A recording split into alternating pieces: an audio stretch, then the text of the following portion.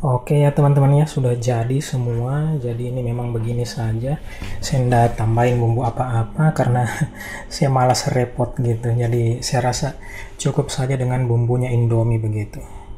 Oke, jadi ada telur goreng, terus ikan goreng dan mie goreng, semua serba digoreng. Jadi ya langsung aja guys kita makan.